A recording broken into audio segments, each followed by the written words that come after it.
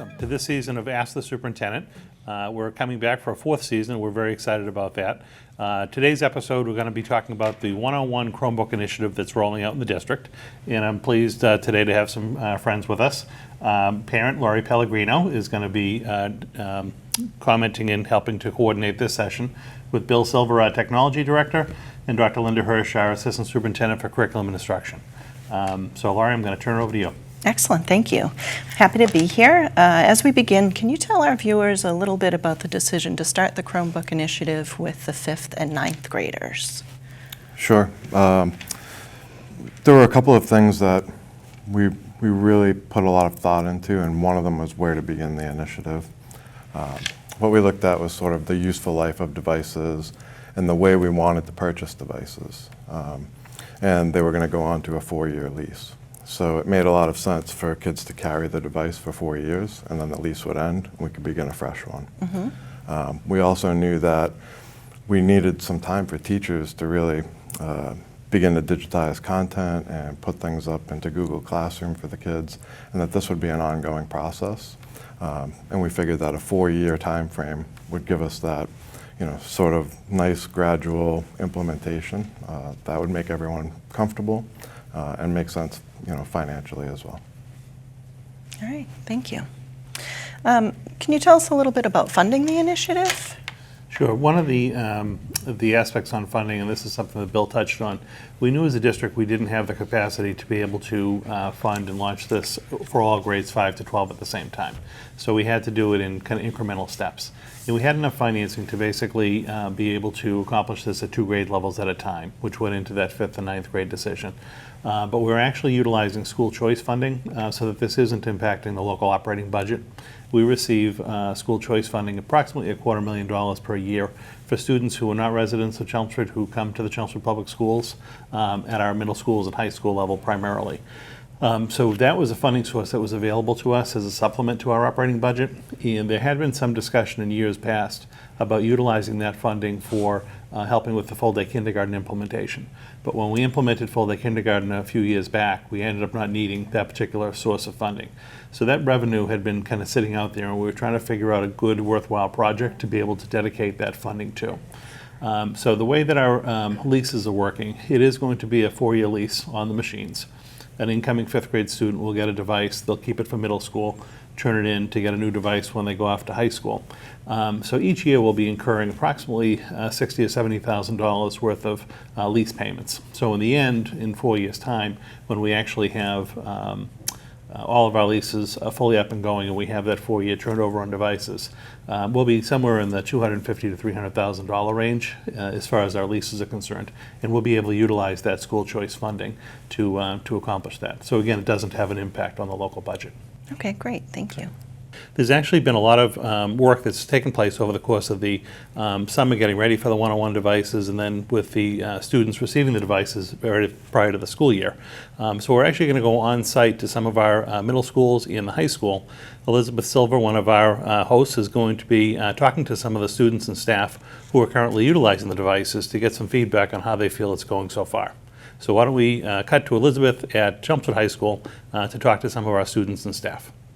I'm Elizabeth Silva, and I'm with Asst Superintendent, and I'm here with Mollie Fox. So a new implement in the school system is the one-to-one initiative. So, Mollie, what do you think about the Chromebooks? I think they're really helpful. We use them a lot in school and in classes. It's a lot more online work, which is good, but sometimes there's technical difficulties and stuff like that. And what do you use it a lot in classes, and do you use it more in one class than another? I think in all the classes we use it at least once per class. In my English class we use it a lot more just because we're typing more. And then in bio we do a lot more labs, so we don't use it as much, but still in all the classes we use it. And how is it adjusting to having a Chromebook and bring it to school every day and that sort of thing?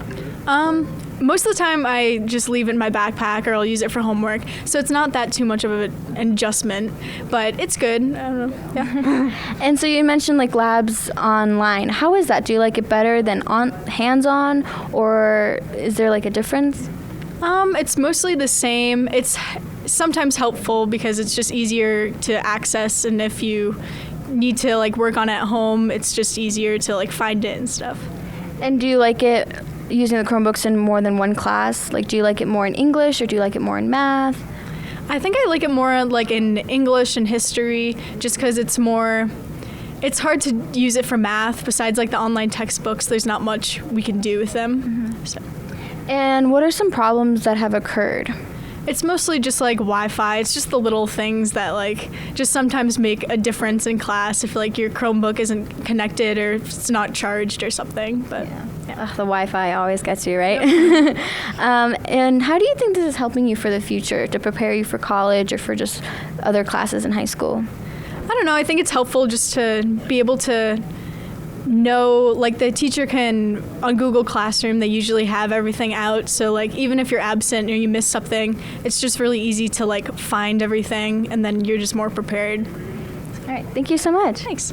So now I'm with Julia Williams, and she's a 9th grader as well. So Julia, can you talk, so this is your Chromebook, right? Yeah. And so can you talk about how the rules are and like if you bring it every day, what happens when you forget it and charging and that sort of thing? So you have to like always come with it charged, like so it doesn't like die on you, because like your teachers could get mad if like it like dies during class because they don't really want you to charge it. They want you to come prepared. But like there's like other things, like you can't really search like certain things up on it, like because it's censored, which is like good like for like people that, you know, I don't know. And you just don't obviously like want to like, you want to like take care of it, like you don't want to like do stupid things with it, like purposely drop it or anything like that. Have you done any like kind of group projects with it, like sharing sort of things, like slides, that sort of thing? Yeah, like usually if we're ever doing like a group project, like we only like pass one in, so it's like easier for the teacher, and like we'll share it with them. And there's like a lot of assignments like in class that like we'll do like just for like a warm up that we pass in. And do you feel like it makes it easier for you to do group projects or just schoolwork in general, so like you don't have as much homework at home? Yeah, it definitely does make it easier, because you also don't have like to worry about anything getting missing, like papers or anything like that, because it's like saved and like all there. Right. So it makes it much easier. Yeah, like I almost forgot my homework this morning, so now you don't have to worry about it, right? It's all there. Mm-hmm. In one class, do you like it more than the other using it? I like it more like using it in English, because you don't have to like write as much. You're more like typing, and like any spelling errors, like it fixes it. So. And it'll be helpful for MCAS, right? Yeah. Yeah. And is there like any, how do you think this is helping you prepare for the future? I think it's just like helping like getting more like organized. You don't have to like worry about anything getting missing or anything like that. And just like good, because like you're getting like used to like using more like tools online that you'll probably need for like the future. Okay. So. What are your overall thoughts about the Chromebooks and the whole program in general? I really like using the Chromebooks, because everything is just there for you. Like you don't really like need like, it's not like you're gonna lose anything. Like it's all right there. Like if you're absent, like you don't have to make up any work, because everything's already there. And it's just like helpful, like because you just carry it around like everywhere you go, and it just makes life easier. Yes. Thank you so much. Thank you. This was Elizabeth Silva for Asst Superintendent. Let's go to McCarthy. I'm with Mrs. MacPhee, an English and Social Studies teacher at McCarthy. So Mrs. MacPhee, how have you had to adjust your lesson plans for the Chromebooks? So adjusting my lesson plans, I've just changed the delivery of how it gets put out to the students. So instead of making copies of worksheets, I post things to Google Classroom, and then they're able to work through Google Classroom. So that's really the biggest change, is there's a lot less paper and fewer copies. And what kind of activities do you do? So far, they've just been doing worksheet-based. So anything that they would have done on paper, now they're able to do it in the Chromebook in a Google Doc. We're moving towards being able to watch videos, brain pop videos, and things like that they can have in their Chromebook for them to watch individually. And what happens if a student forgets their Chromebook? If they forget their Chromebook, they can check one out from the library. And if they forget to charge it, all the 5th grade rooms have charging stations where they can charge them right in the room. And what do you think the favorite activity for the students is on the Chromebooks? So I think just being able to work online and have a screen in front of them that feels familiar to a lot of them, and definitely being able to watch videos. And what's your overall thought about the Chromebooks? I think it's been awesome. I think that the kids are more organized. They're able to keep track of their materials better. It's because they have it saved in an online location. So yeah, overall, I think it's been excellent. And how do you think this is going to teach them life skills in the future? Teach them, like, how is it going to be beneficial to them? So I think any career path that they take today will involve some kind of working with a computer. So I think starting to learn those skills now is important. Thank you. You're welcome. So I'm at McCarthy now with a 5th grader, Caroline. So Caroline, who do you have for a teacher? This year for 5th grade, I have Miss Ottman and Miss Daigle. And do they use the computers a lot? Yes, they both do. If I had to pick one teacher that used it more, it would probably be Miss Ottman. I feel like it's more useful because she teaches ELA and reading, and we get a lot of stuff off of the Chromebooks, like we can write on them, and we can get like Storyworks magazines. So I feel like it's also helpful for math and science too. But I like ELA and social studies is helpful for that. Can you talk a little bit about the rules of having the Chromebook or just the process of bringing it back and forth? So it's kind of hard bringing it back and forth because it just takes up a lot of space in your bag. It's kind of heavy.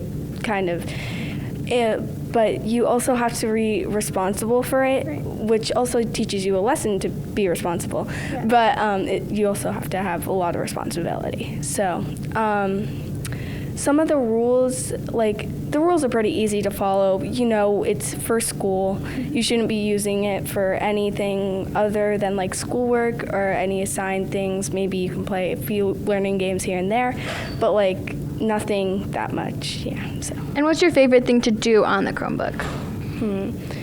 My favorite thing to do, based in school or at home too? Well, related to school, activities, or if you have homework to do, you have to do. I enjoy using Google Classroom and stuff like that.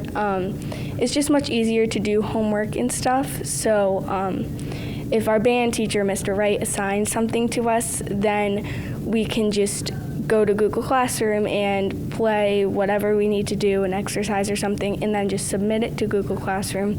So that way we don't have to be carrying a bunch of papers around. So. So do you do practice videos? Do you have to practice and then send it? Do you do it that way? So on our Chromebooks, we have a camera, and so we basically use the camera and we upload videos to Google Classroom, and it's the assignment to upload an exercise or something. So if I played an exercise, I would submit it up to Google Classroom, and then it would be sent. Homework. Yeah. Homework, yeah. Okay. Thank you so much. You're welcome. So I'm with Brian, another 5th grader. Brian, who do you have for teachers this year? I have Mrs. Pangiatakis and Mrs. DeVito. And do they use the Chromebooks a lot? Yes, they use it quite a lot, yeah. And do you like using it using more in one class than another? I like using it more in math because I think it's more productive in math than it is in ELA and social studies. So what kind of activities do you do in math then? In math, we do things like IXL and iReady, which are these great learning programs on the Chromebook that improve our math skills and sharpen our multiplication and division. And do you feel like you use it more in math and science than ELA and social studies? Yes, a lot, yeah. And can you talk a little bit about, for you, what the process is of charging it or some of the rules you have to do? I think I like a lot, actually, that they kind of limit it, because if not, there'd be, it would just be pure chaos. People might be making excuses why not to bring their Chromebook to school. And for charging and bringing it back every day, I think it teaches you great responsibility and kind of gets you ready for when you have a laptop and a real business. Yeah, that is. And it teaches you a life skill, right, for the future. Yes, it does. Yeah. And so what's your favorite thing to do on the computer? So it was math. My favorite thing to do on the computers is probably do IXL and iReady, nice educational learning games that practice your skills. And can you talk a little about what your overall thought is of the Chromebooks?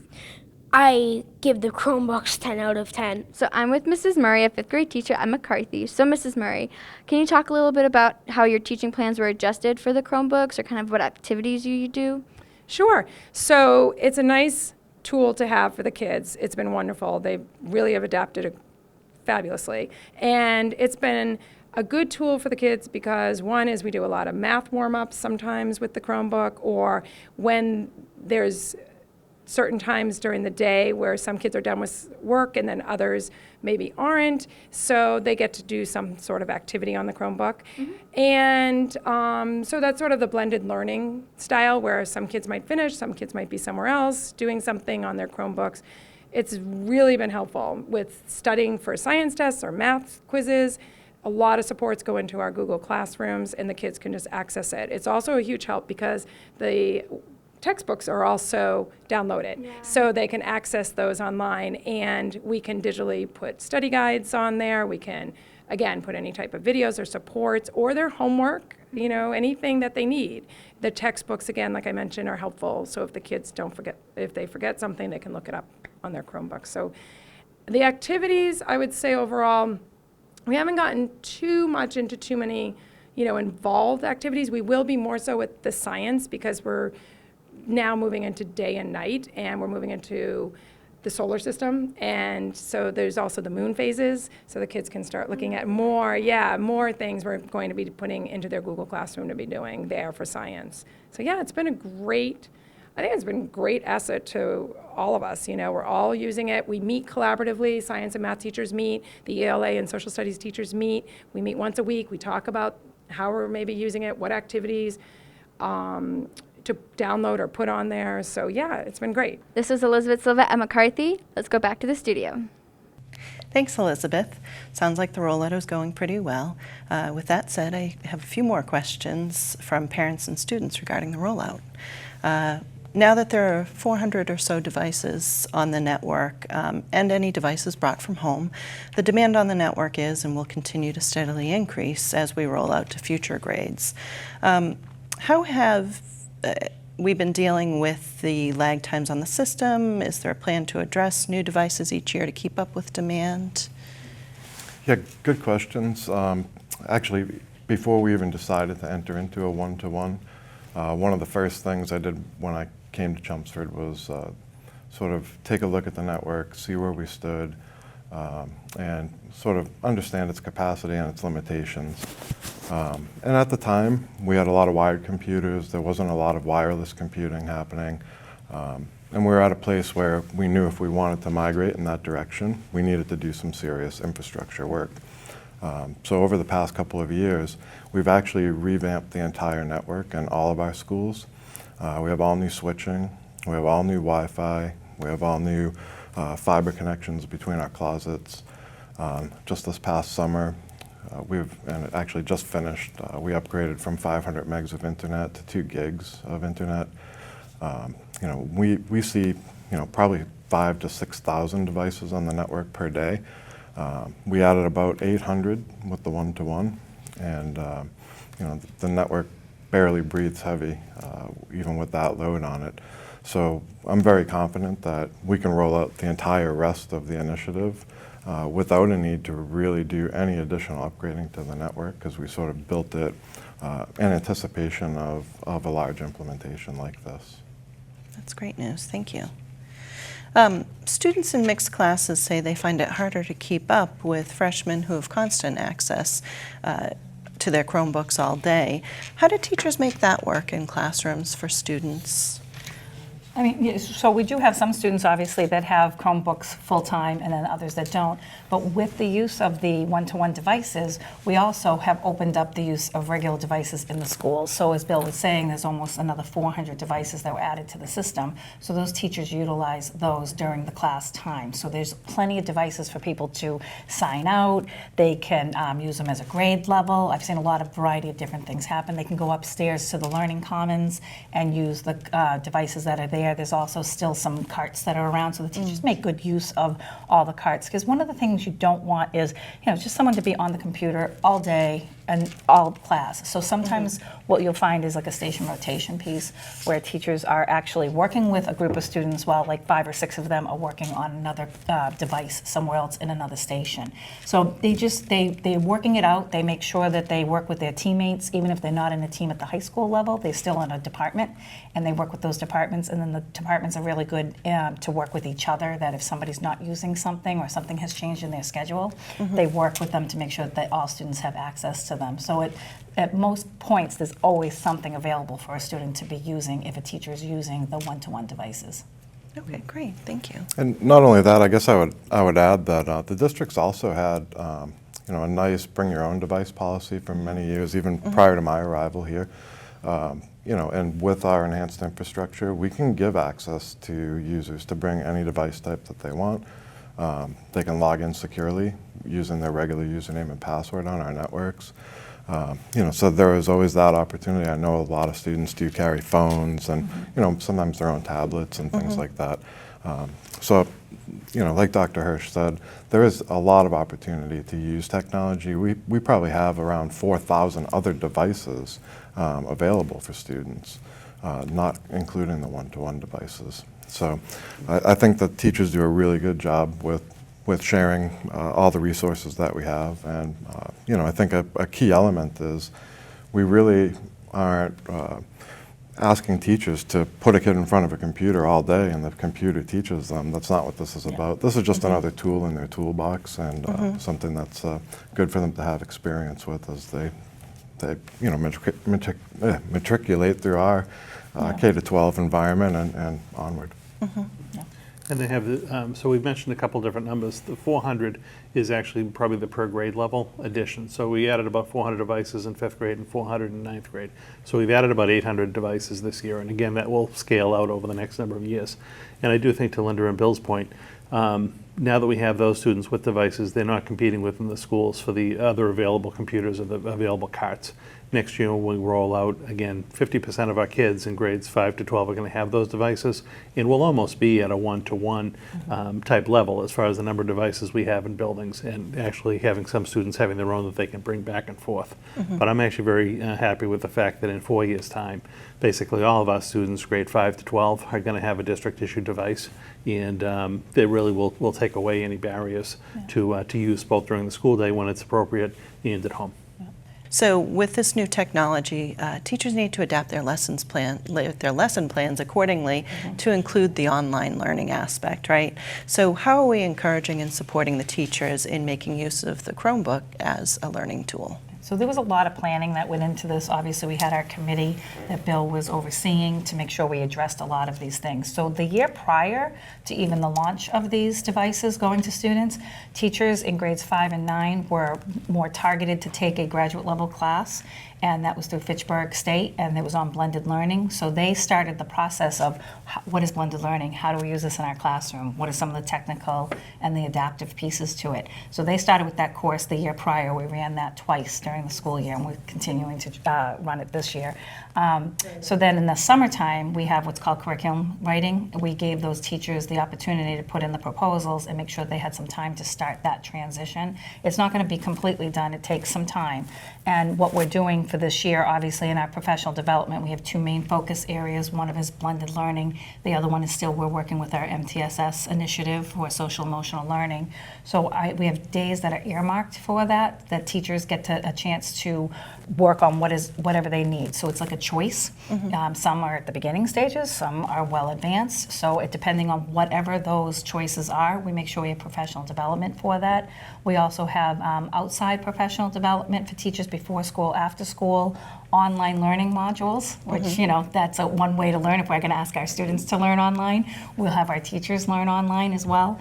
I mentioned the TIS. They go into classrooms and will model lessons.